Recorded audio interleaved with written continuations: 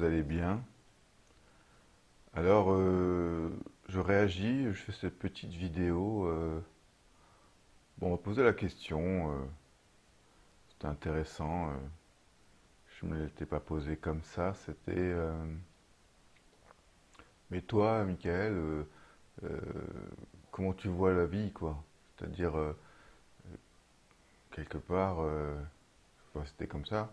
Et moi, ce que j'ai compris, c'était, en reformulant avec la personne, c'était, mais qu'est-ce que tu veux comme humanité, quoi? Comment tu vois la vie sur Terre?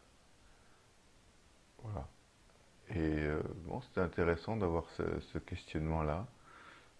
Euh, Disons que c'est quelque chose que j'ai tout le temps à l'esprit, qui est un moteur aussi dans mon travail.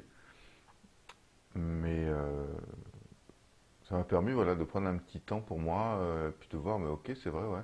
Concrètement, qu'est-ce que je vois, qu'est-ce que j'ai envie de goûter comme humanité, comme vie, en moi, dans ma vie, pour moi, et puis avec mes semblables. Parce que, ben oui, j'ai de la peine de voir le monde qui, ben, en ce moment, voilà, tout ce qui se passe, qui est dans la peur, qui est dans la méfiance les uns des autres, qui tous ces pôles de pouvoir, que ce soit au niveau géopolitique, au niveau interpersonnel, voilà, que les gens ont du mal à s'entendre, dans tous les sens du mot, à s'entendre, à s'écouter, à se dire, sans que ça éveille chez l'autre des résistances, des rejets, euh, des absolutisations de point de vue. Je crois que c'est vraiment ça, en fait. Je me rends compte que ce qui a été un moteur dans ma vie, c'était de voir que l'absolutisation des points de vue, et l'absolutisation des stations, même de la sagesse, hein, comme on parle dans certaines voies spirituelles, comment en fait quelqu'un qui arrive à un certain niveau prend ce niveau d'être pour la fin et condamne, euh, enfin condamne ou critique, hein, mais condamne aussi, euh, ceux qui ne rentrent pas dans son critère d'expérience. Et je vois la saisie, toujours la même, la saisie du moi, quoi, qui absolutise les choses. Et bon, il suffit d'étudier un petit peu l'histoire pour voir que bah, dans l'histoire humaine, c'était ça, hein, quelque part, hein. Il y a eu toujours des conflits alors c'était des systèmes de croyances, puis des systèmes ou des systèmes philosophiques, des systèmes politiques, voilà, même des théories scientifiques. Bon, tout ça fait que c'est une grosse cacophonie mentale, hein, qui fait que voilà, on jette les anathèmes sur les uns les autres, hein, on traite d'hérétiques l'un et l'autre. On est toujours l'hérétique de quelqu'un, hein, comme on est toujours le con d'un autre, hein, comme on dit. Euh, voilà. Dans cette vision qui est la mienne, qui est que mon point de vue, je le répète, et donc qui n'est pas la vérité absolue, loin de là, très loin de là, si tant est qu'il y ait une vérité absolue. Euh, mais ce qui a du goût pour moi, en fait, c'est l'inclusion. C'est-à-dire, même si je ne suis pas d'accord avec une personne et que, bon, ça rentre pas dans ma vision du monde, c'est-à-dire dans mon fonctionnement aussi au quotidien, euh, bah, on va se respecter et chacun y trace son chemin et on se met d'accord pour être d'accord sur des bases communes pour le bien vivre ensemble. Voilà, ce serait ça une forme de pluralisme sain. Mais bon, c'est pas la réalité qu'on vit tous les jours, même en nous-mêmes, hein. Il y a des aspects de nous-mêmes, enfin, de la personnalité, qui de temps en temps s'absolutisent. Voilà, y a une part de notre psychisme qui a un besoin et qui est urgent et qui va dégager tous les autres et qui va nous amener à fond dans le truc, quoi. Puis après, il y en a un autre qui arrive et ça crée une lutte interne. Hein, ce qu'on peut appeler une forme de fragmentation psychique qui génère la souffrance. Et finalement, tout le travail intérieur, c'est de se réunifier, de se libérer de la fragmentation, hein, qui est cette ignorance de notre vraie nature. Donc le monde utopique que j'aimerais, c'est déjà un monde où on puisse vivre ensemble, qu'on puisse débattre, qu'on puisse même s'engueuler, dire non, mais qu'on garde toujours ce miel d'arrière-plan, ce miel de la conscience, ce miel de la bienveillance, tout simplement, ou de l'amour, et de l'intelligence. Et je me rends compte que c'est très difficile. Et pour moi, c'est un travail tous les jours pour le maintenir à flot, ça.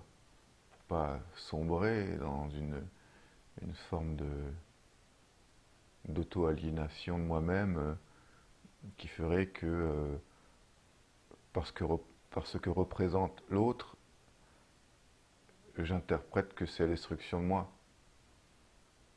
On voit des fois, voilà, surtout quand c'est des pensées, des systèmes de pensée, de croyances qui sont très ancrés et on est très identifié à ça.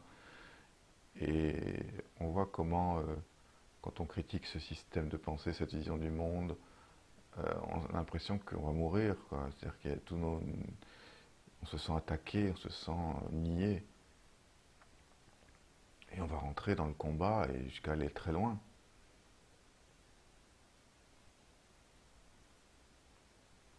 Je vois que c'est ça qui, déjà dans un premier temps, sans aller trop loin dans le résultat concret du vivre ensemble, ce serait déjà ça, une société où voilà, on a tous des vies différentes, on a tous des vécus différents, on s'est construit différemment, c'est ok.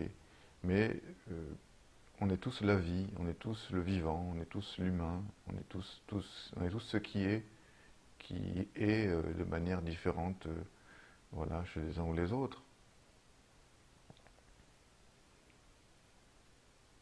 Et je me rends compte que quelque part, ce qui m'a permis d'aller chercher ça, bon, c'est un vécu, c'est mon vécu, et en même temps, c'est la recherche toujours, une soif pendant des années, euh, de cet état, bon, qu'on peut appeler de non-dualité, mais ou d'unité. C'est-à-dire du moment où un être humain fait l'expérience de ce qu'il est sans les pensées, sans les constructions mentales, philosophiques, conceptuelles, religieuses, tout ça. Quand il fait l'expérience de ça et qu'il se rend compte qu'il n'y a même plus quelqu'un qui fait l'expérience, c'est l'expérience qui se fait, qui, qu'il est cet espace en fait qui contient tout ce qui est. Alors là, il y a, il y a comme une respiration, il y a comme une détente interne qui fait que ça, même si ça part après, qu'il y a tout le système d'identification qui revient, bon voilà, ça se fixe pas toujours. Euh, il y a une empreinte en lui. Il y a une empreinte en lui qui fait que, bien sûr, c'est l'expérience qui le vérifie ou pas, hein, mais qui fait qu'il va moins se polariser qu'un autre. Je ne dis pas qu'il ne va pas le faire, pousser à une certaine extrémité, peut-être qu'il le fera, mais il y a un temps de polarisation qui est plus long, parce que cette expérience a créé, même au niveau des circuits neuronaux, hein, une zone neutre quelque part dans un espace du cerveau, sur laquelle il peut fonctionner de manière préférentielle avant toutes les autres.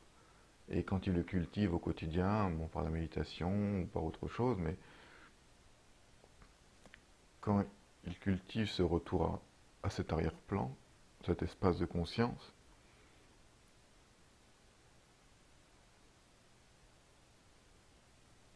alors là, il peut re-rentrer dans le dialogue, il peut re-rentrer dans le monde manifesté, il peut re-rentrer dans le monde du mouvement, de la vie dynamique, sans se figer autour de ça. Parce que tout ce qui va être dit, en fait, tout ce qui va être fait, est, est d'une certaine manière moins important, dans le sens d'urgence vitale, quoi, que d'être dans cet espace-là. C'est pas que c'est moins important en tant que tel, mais il y a moins d'urgence.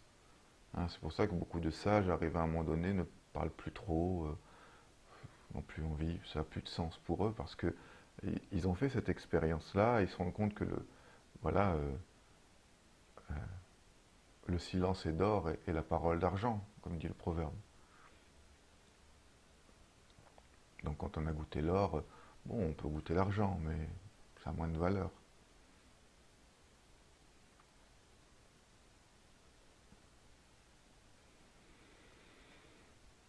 Ce serait déjà ça pour moi, une humanité qui a un peu plus de goût.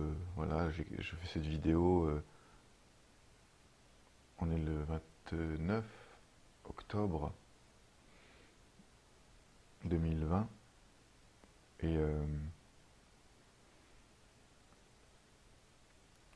on nous a reconfinés.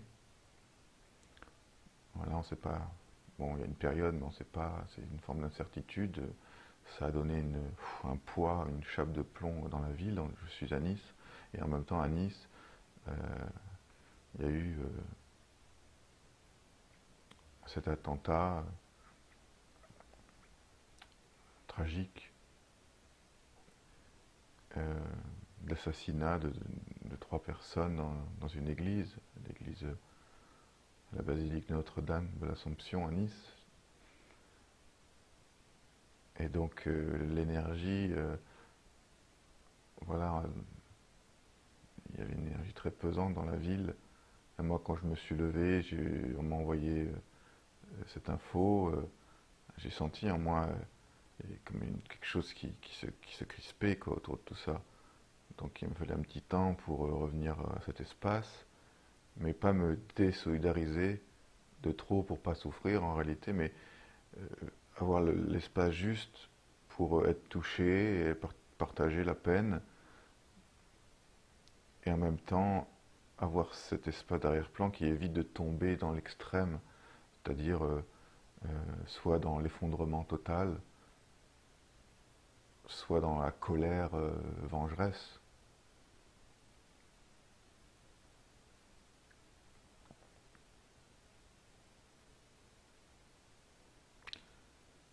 Et bon, peu importe quelles sont les causes de cet événement, je ne rentre pas dans ces détails-là, tellement d'infos contradictoires, mais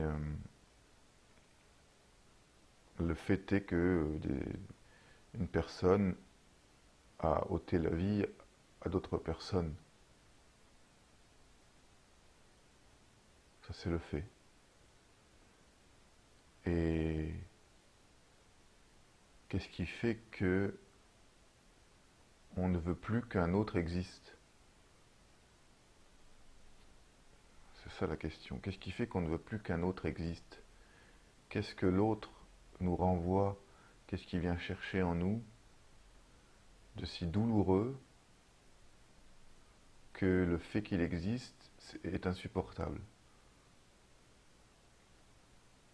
Que le fait qu'il existe est une douleur qui peut nous amener à vouloir le détruire pour ne plus souffrir, prétendument. Ce qu'on croit en réalité, hein. Mais en réalité on souffre encore plus avec le poids de ça.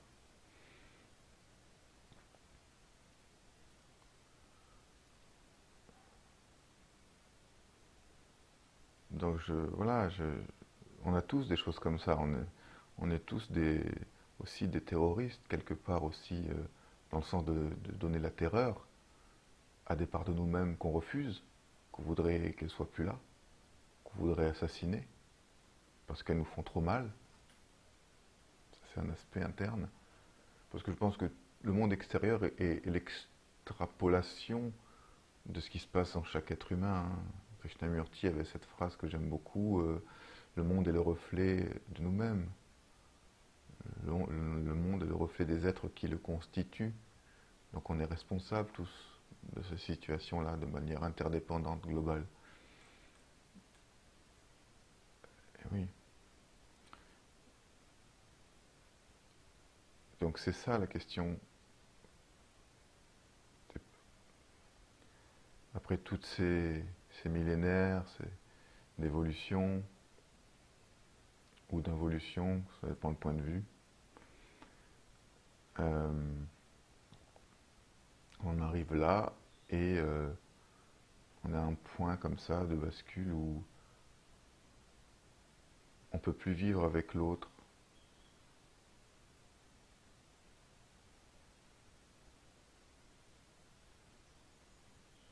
Où la présence de l'autre nous fait trop mal.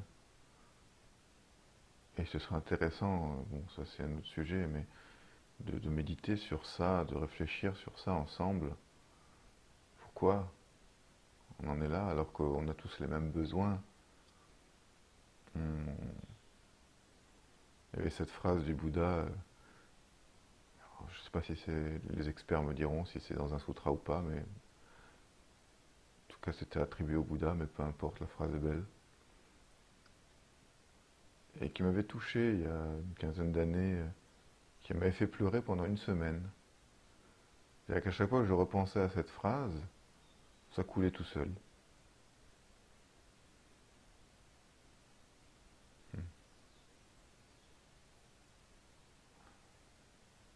Et cette phrase, c'était tout simplement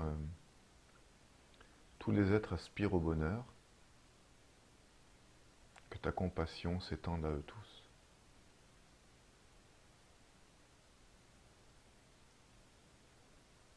Et ça a vraiment défini un programme pour ma vie, je pense.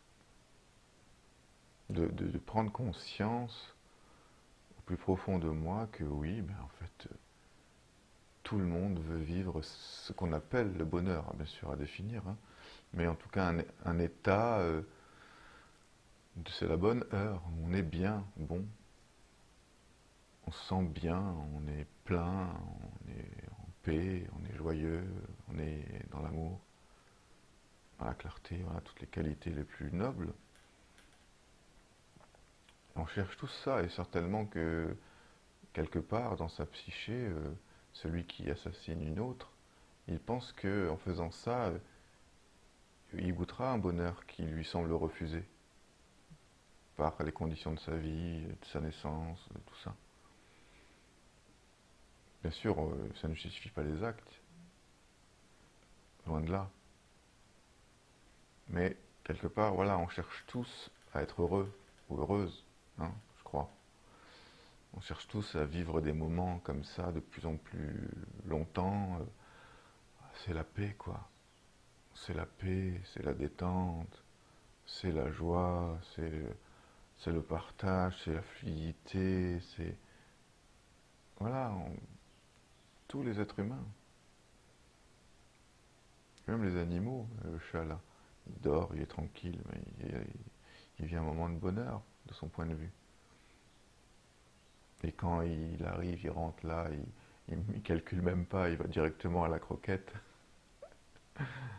Bah, il a une douleur, voilà, il a une faim, et il veut l'apaiser en mangeant, et il cherche le bonheur. Quand je fais ces vidéos-là, bah, il y a un besoin de partage qui cherche le bonheur dans le partage. Voilà. Donc, ouais, une humanité qui a du goût, ce serait une humanité qui comprenne ça, qu'on cherche tous ça, et qu'on se le rappelle souvent, et que peu importe le moyen qu'on prend, le chemin qu'on prend euh, pour arriver vers ça, c'est respectable si ça ne nuit pas au chemin de l'autre, si on n'empêche pas l'autre aussi d'aller vers ce qu'il pense être son bonheur. Bien sûr, on peut le conseiller, on peut donner des points de vue, mais si c'est ça qu'il sent, il ira. Ouais.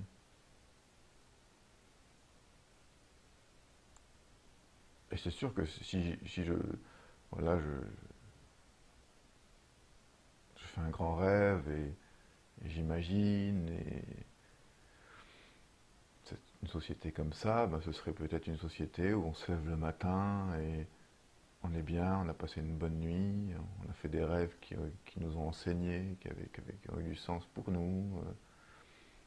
On prend le temps de, voilà, honorer son corps, honorer le petit jour, honorer la journée qui commence, prendre un petit temps pour être bien avec soi, pour se ressourcer, partager si on vit avec quelqu'un sa nuit, voilà, qu'est-ce qu'on a rêvé, qu'est-ce qu'on a envie de faire aujourd'hui.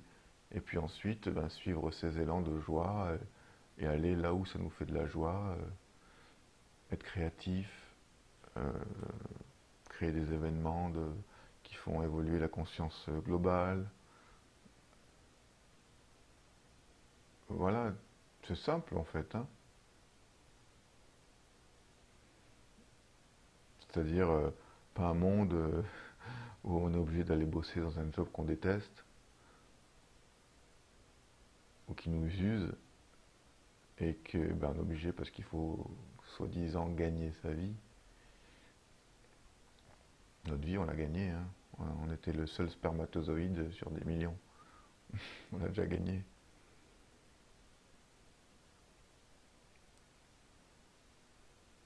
Ouais, ce serait une vie comme ça. Une vie où les valeurs d'élévation, de conscience, de créativité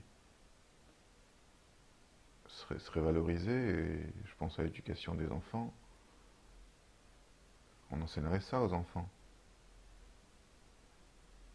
Loin de toute idéologie,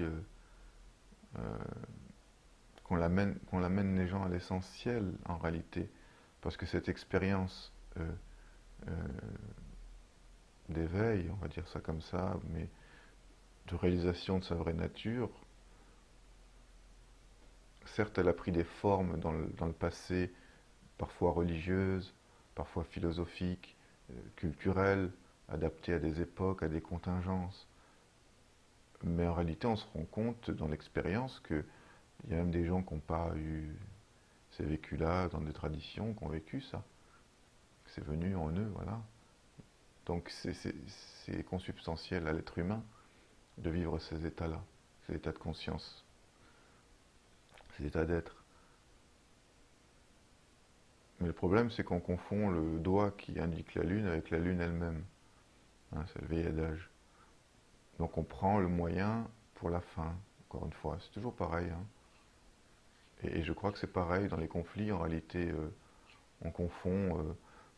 L'autre, il a un point de vue différent, heurtant d'un point de vue de nos systèmes de croyances, de nos valeurs. Et on croit que parce qu'il pense différemment, il veut tuer ce qu'on pense.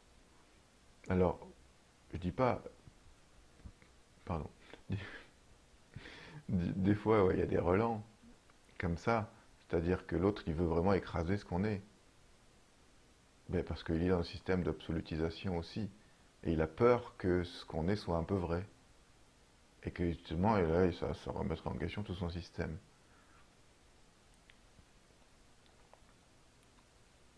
Mais il y a un travail à faire. Et bon, j'aimais bien aussi ce que disait Ramana Maharshi. Il disait que, parce que j'ai lu de lui, hein, je ne sais pas s'il l'a dit, en tout cas c'est ce que j'ai lu, qu'il aurait dit. Euh, que l'idéal, ce serait de commencer un échange, un partage avec quelqu'un. On commencerait par le silence, et on finirait par le silence. Je trouve ça très beau parce que ça dit, écoute, là on va parler, là on va échanger des points de vue, peut-être qu'on va pas être d'accord, peut-être que ça va friter, bon, mais on part du départ de ce que l'on est. On est cet espace qui contient tout, qui a pris des formes différentes. Donc notre vraie nature, c'est ça. Maintenant, on va jouer dans la dynamique du monde manifesté avec des mots et des concepts, parce que c'est des idées formatrices du monde manifesté et que ça a sa place. Donc on le fait, ta ta ta ta ta, et ensuite on revient à ce qu'on est. Un peu comme dans les arts martiaux, hein, os, on salue, on combat, et à la fin, os, on revient au respect. Respect avant, combat, respect après.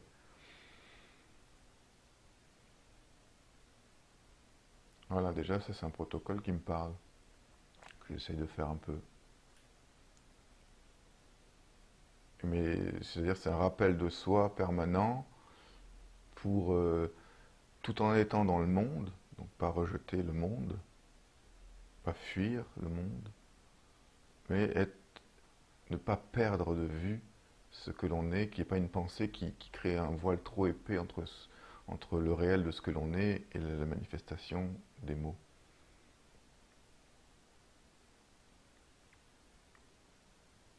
Ça, c'est quelque chose qui me parle aussi. Et ensuite, il faut que ça se... Il faut, vous voyez, dans l'idéal que je propose en tout cas, euh, que ça se matérialise concrètement en actes. Que ça reste pas que du discours magnifique, très beau, bien articulé, mais que dans le concret, il ne se passe rien. Et beaucoup de fois, c'est comme ça. Parce que c'est pas descendu. C'est pas descendu dans le corps, c'est pas descendu en soi. On n'a pas pris le temps de l'intégration. Donc aussi, avoir des temps d'intégration. J'essaye de le faire, c'est-à-dire qu'à chaque fois que, voilà, à midi, il y avait un ami qui est dans une certaine direction, et bon, on n'est pas d'accord sur tout, mais c'est ok, et moi j'aime bien discuter avec lui, c'est stimulant. Parce qu'il vient me chercher, voilà, à des endroits, et je vois comment je peux rester avec ma bienveillance malgré tout, et qu'ensuite, voilà, une fois que c'est fait, eh bien, je vais prendre un petit temps avec moi-même, et ok, je vais voir où ça circule, tout ça. Et il me fait grandir, et peut-être que je le fais grandir aussi. Voilà, c'est ça que j'aimerais comme humanité. Mais ça implique de faire cette expérience, je crois.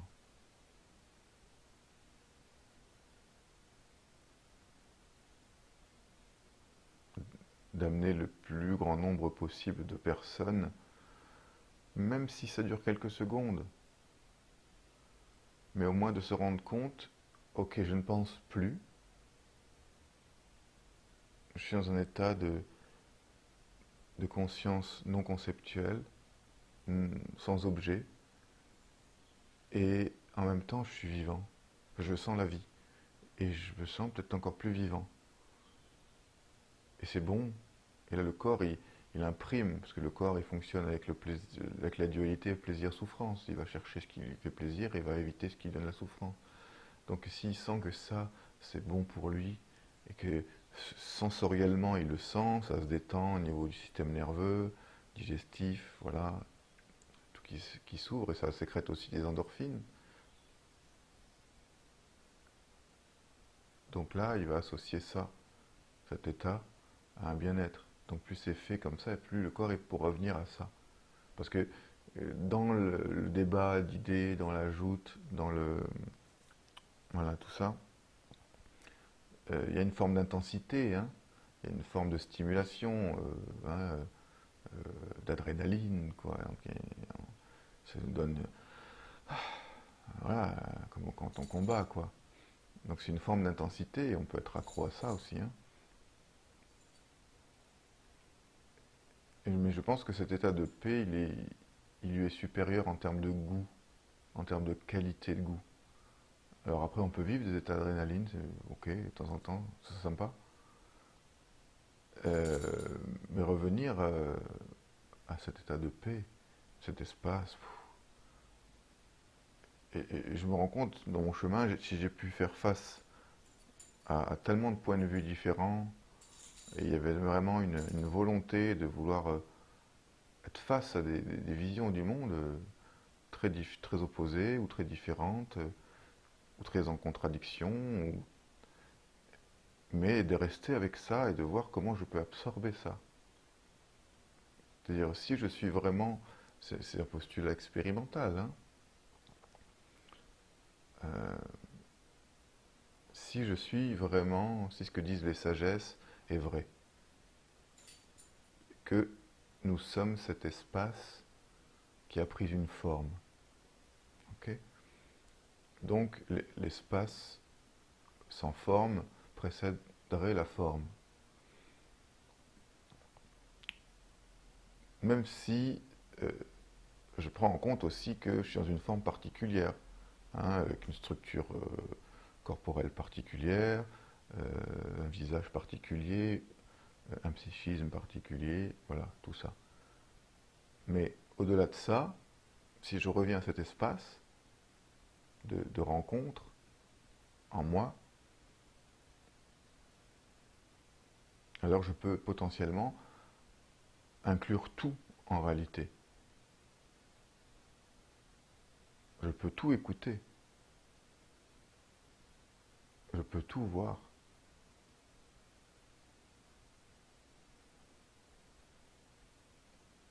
Et tout est une expérience de la conscience dans le manifesté. Et ensuite, en fonction de la structure de, de ma formation en tant que corps incarné, eh ben, je vais garder des choses, en mettre de côté d'autres, et c'est ok. On ne peut pas être le tout dans la manifestation. Sinon, on ne serait pas une partie. C'est pas le but, sinon il n'y aurait même pas de relation. Si tout le monde est le tout, à la seconde c'est fini, il n'y a plus de vie. Manifester. Non, c'est-à-dire que je prends conscience que je suis voilà, ce mur blanc, et en même temps je prends conscience de la forme à l'avant-plan et de ma spécificité, et ça devient une richesse. Mais à chaque fois que je me perds trop dans le relatif, dans l'avant-plan, hop, je reviens, je me retourne. Ma source, c'est ça. Ce que je suis fondamentalement, c'est ça. Et le reste, c'est ce que je suis aussi, mais c'est moins fondamental. On est tout, hein, en fait. Euh, c'est faux qu'on n'ait pas l'ego. C'est faux qu'on n'ait pas la personnalité. On l'est aussi. On est tout ce qu'on est. Quand on dit vous n'êtes pas ceci, vous n'êtes pas cela, vous n'êtes pas l'ego, c'est un travail. C'est une posture pédagogique, en réalité, pour amener au retournement vers ça. Et une fois qu'on retourne vers ça, on revient devant et on se rend compte qu'on est tout. C'est des étapes de processus. C'est pour ça que c'est important de ne pas s'arrêter en cours. Sinon, on reste bloqué comme certains. Il n'y a personne ici, voilà, il n'y a que ça, mais il manque une étape en réalité.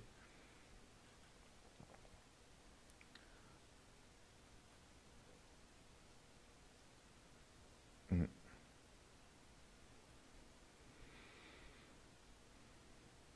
Donc j'aimerais bien ça. Il y a une part de moi ouais, qui aimerait bien vivre plus souvent ça avec les gens. Alors avec les proches, c'est sympa, qui sont dans la même dynamique, on s'entend, ça va. Même si on n'est pas d'accord, ça va, parce qu'on a ce protocole, ce présupposé euh, qu'on est cet espace. Et qu'on revient toujours à ça pour ne pas se perdre. Mais qu'on l'enseigne un peu plus. C'est-à-dire si je vois le monde, regardez le monde, il y a plein de points de vue. Euh, il y a plein de niveaux d'évolution. Moi, je parle en niveau, hein, j'ai pas peur de ça. Je ne crois pas au fait que tout est égal. peut être égal en droit dans une société civile, ça c'est autre chose, c'est un autre niveau. Mais en termes de niveau de conscience, on n'est pas tous égaux. Parce que si je suis égocentré, ok? Si je suis égocentré, ma conscience est limitée à moi. Donc j'inclus un tout petit aspect du réel, en fait, qui est juste cet espace de ce corps et de sa vie, un petit peu, voilà. À mon sens, cet espace-là, il est inférieur, tout simplement en termes de volume, d'espace qu'il contient, d'une personne qui serait ethnocentrée. C'est-à-dire qui s'inclut lui en tant qu'ego, en tant que personne, mais aussi un plus gros ego qui est son ethnie, ou sa famille, ou son clan, ou sa tribu.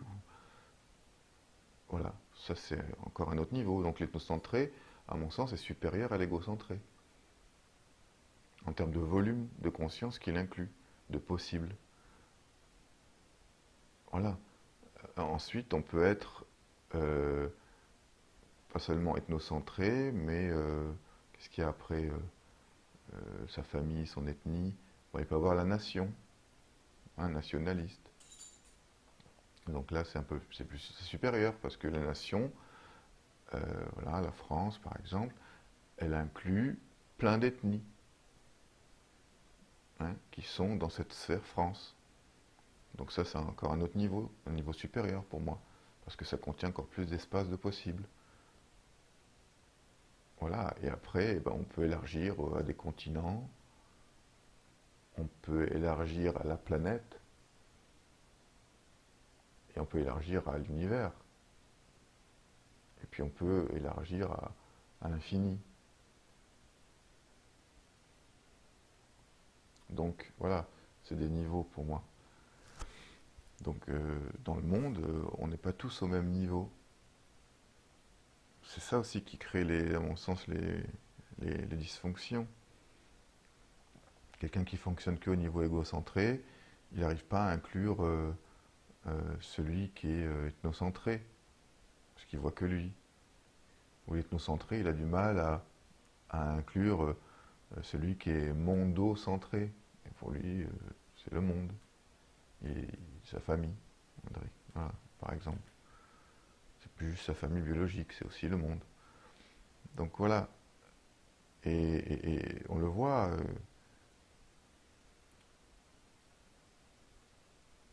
dans l'évolution des civilisations. C'est toujours un élargissement. Quelque part, il y a quelque chose dans l'être qui veut élargir, élargir, élargir. Alors, au début, c'était par des conquêtes un peu guerrières, mais au final, après le clash, ben, ça a étendé un empire, et cet empire, il permettait de connecter des gens qui ne se connectaient pas du tout avant, donc il y a eu des enrichissements mutuels. Et là, on est à une époque où on parle beaucoup de la mondialisation. Euh, certes, il y a une certaine mondialisation qui est, de mon point de vue, délétère, celle qui est basée sur la marchandise et le profit uniquement, et pas les valeurs humaines, c'est évident. Mais de mon point de vue, avoir une conscience mondialisée, c'est-à-dire se rendre compte qu'on est tous sur cette planète et que c'est notre berceau, quoi. Et qu'il faudrait qu'on en prenne soin tous ensemble et qu'on prenne soin les uns des autres tous ensemble. Ça me paraît intéressant. Et quelque part, je vois d'un certain point de vue tous les conflits qui émergent, voilà, que ce soit politique ou religieux. C'est comme si c'était une crise de mutation de la conscience. Voilà, la personne qui est ethnocentrée ou religiocentrée hein, sur sa religion et en excluant les autres. Elle est confrontée à d'autres visions et elle boue, elle est en instabilité, elle a l'impression de perdre pied. Donc il y a deux solutions, hein. C'est comme quand nous on veut lâcher quelque chose, soit on va se cristalliser encore plus, hein, c'est ce qu'on appelle le fondamentalisme quelque part, hein, On revient aux bases, on revient à comment c'était avant. Ouais, peut-être qu'on a loupé quelque chose, on va revenir à la source de la source de la source, même en servant des sources qui n'étaient pas la source. Et comme cette obsession de pureté, ce, ce- ce piège de la pureté. Et, et ça va exploser en fait, ou se faire exploser. C'est symbolique, hein. Et c'est comme ça. Ou il y a un espace qui pète, un espace qui ouvre à l'intérieur et boum, waouh, et on a accès à autre chose. Mais cette, ce mur qui tombe à l'intérieur, il faut qu'il soit soutenu par une intégration, par un environnement. Sinon, c'est la folie, en fait, aussi.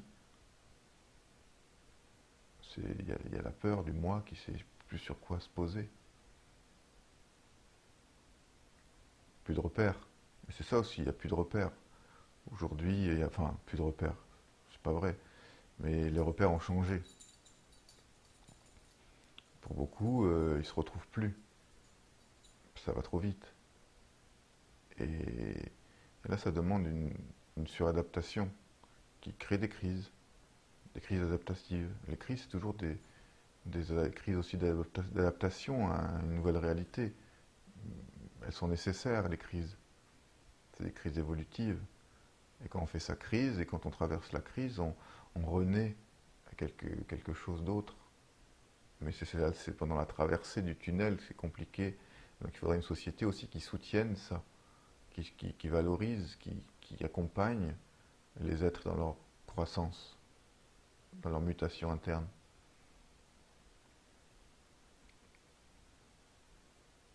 Qui est un accompagnement progressif.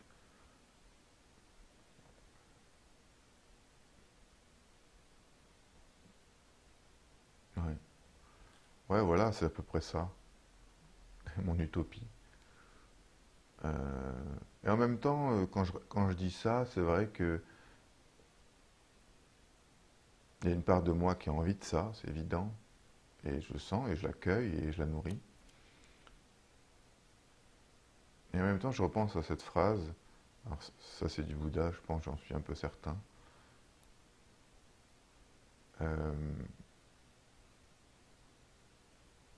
qui est trouver le repos, non, trouve le repos dans l'abandon de tout espoir.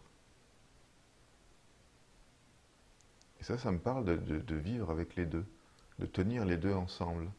C'est-à-dire en même temps l'espoir, qui est un moteur pour faire des choses, et en même temps l'abandon que c'est demain ou dans l'instant d'après que je me trouverai, alors que tout est déjà là. Que c'est ah, quand l'humanité sera bien, je serai bien. Non, si je suis bien, c'est maintenant. Maintenant ou jamais. Et c'est toujours maintenant la vie, hein. Vous voyez, la vie c'est toujours maintenant. Le passé, le futur, ça n'existe pas en fait. Ce sont juste des créations de nos esprits. Si je veux repenser au moment où j'ai enregistré cette vidéo, ce ne sera jamais le moment en lui-même. C'est une image du moment, imparfaite. C'est une image. Le futur, c'est pareil, c'est une construction. Bon, on a besoin de tout. Rien n'est à rejeter, hein. Mais juste voir que fondamentalement, c'est toujours maintenant que ça se passe, la vie.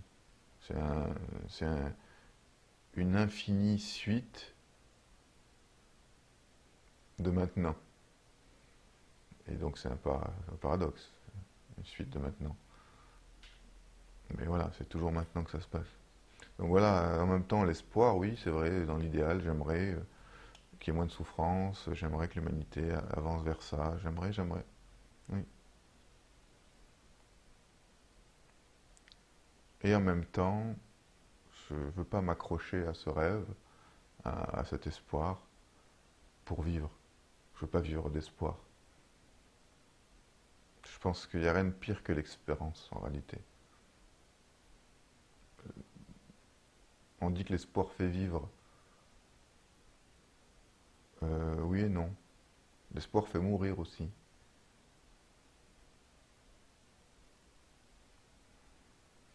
Tout dépend le rapport qu'on entretient à ce mot, à ce concept qu'on appelle l'espoir. Trouver une juste distance avec ça. Toujours une voie du milieu, toujours. Donc voilà, j'essaye de faire au mieux ce qui est devant moi. Et de ne pas perdre de vue ce que je suis fondamentalement. Et que ça passe. Et que la vie est impermanente. Et que la seule chose qui ne passe pas, c'est cette conscience témoin qui observe tout ce qui passe. Donc je peux profiter pleinement de ce qui se passe à fond, encore plus que si je m'y accrochais. Et hop, ça passe. Il y a autre chose. Hein. Quand il y a un truc qui passe, il y a autre chose qui vient. Hein. Même s'il ne se passe rien, il y a le rien qui vient. Et puis après un autre rien, et puis après un autre chose. C'est comme une bobine de film qui se déroule.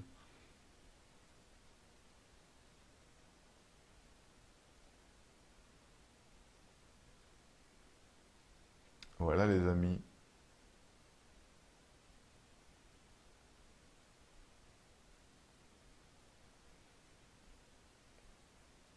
Prenez soin. À bientôt.